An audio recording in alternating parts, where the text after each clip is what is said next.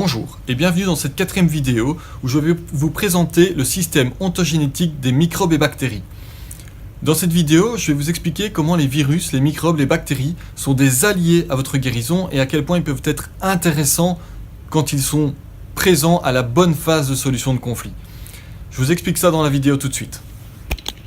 Le docteur Hammer s'est à un moment posé la question sur l'intérêt des virus, bactéries, microbes, champignons et autres dans le système qu'il avait découvert à ce moment-là, donc dans le système organique.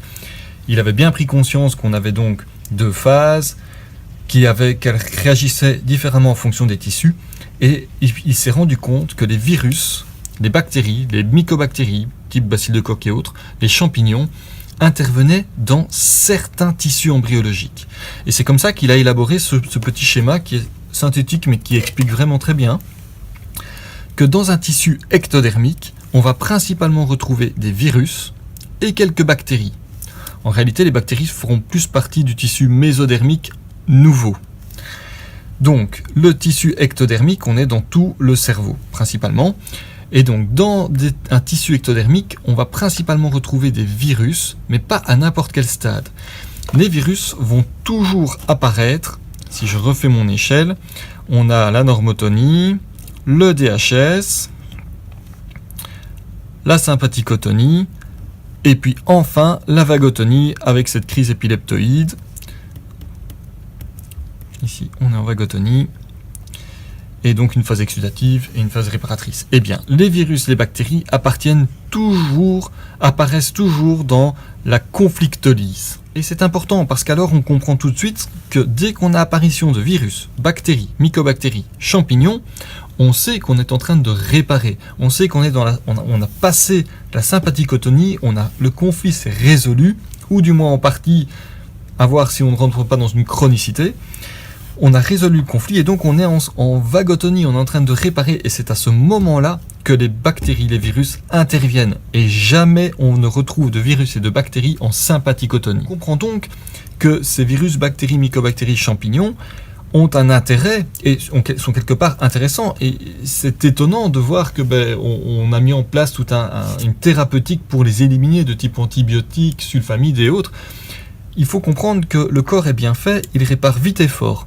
Et donc c'est là où pose problème. C'est qu'en réparant, en mettant en place ces bactéries, ces mycobactéries, ces virus, la phase de réparation peut parfois être beaucoup trop importante et donc mettre en danger l'individu. Et donc c'est là l'intérêt surtout d'utiliser ces antibiotiques. Je pense qu'à terme, il serait intéressant de pouvoir les utiliser avec des doses beaucoup moindres et pouvoir les mettre uniquement quand c'est nécessaire, et non en surdosage comme on a l'habitude de le faire pour le moment. Il faut savoir aussi que les bactéries, les champignons, en réparant, ils ne font pas attention à l'aspect esthétique.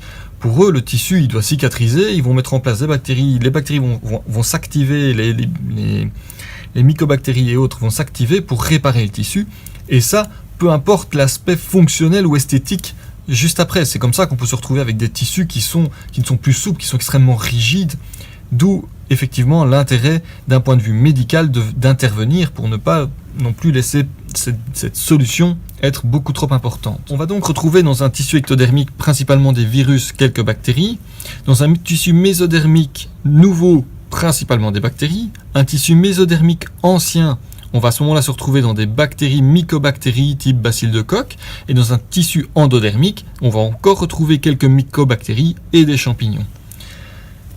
On prend donc encore conscience de l'intérêt et de l'importance des tissus embryologiques où se déclare la pathologie. Il est essentiel de savoir sur quel tissu on est, et comme ça on sait sur quel virus, bactérie ou champignon. Si voilà, on a un champignon, on sait qu'on est plutôt sur un tissu endodermique. On a un virus, une bactérie, on va plutôt aller voir vers les tissus ectodermiques, mésodermiques nouveaux. On comprend donc que ce ne sont pas des ennemis, mais des alliés. Ils sont là pour venir réparer un tissu. Ils sont là pour reboucher, remplir, nettoyer. Ils ont un intérêt à être présents. Lorsqu'on comprend ça, on se rend compte que tous les aspects aseptiques qu'on peut retrouver dans le milieu médical est peut-être parfois exagéré et qu'il faudrait peut-être trouver un peu une demi-mesure. On a besoin, c'est un système qui existe depuis des millénaires.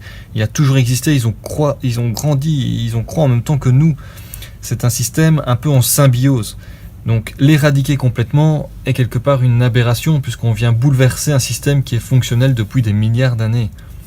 Il est donc essentiel de le comprendre, de comprendre son fonctionnement, de tenir compte de l'évolution des virus, des bactéries, des microbes et de savoir à quel moment il est utile qu'il soit présent, à quel moment il n'est pas utile qu'il soit présent, et donc de pouvoir travailler avec l'environnement, avec la nature, avec les fonctionnements, les programmes de base qui sont déjà ancrés depuis des millénaires et non d'essayer constamment de lutter contre.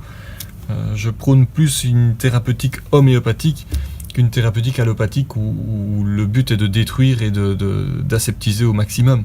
Il me semble évident, quand on comprend ce système ontogénétique des microbes, qu'ils ne sont pas là pour nous nuire, mais évidemment qu'il est intéressant peut-être de contrôler un peu leur développement.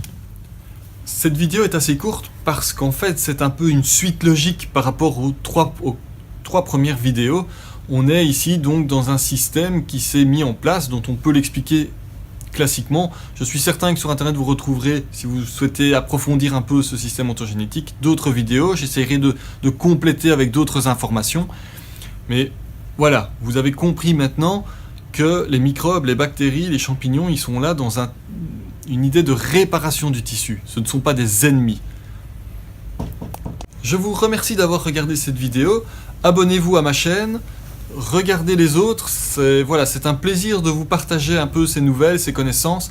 Je vais continuer donc avec la dernière vidéo, la quintessence, qui est un peu... Ah voilà, je vous en dis pas plus, je vous expliquerai ça dans la vidéo.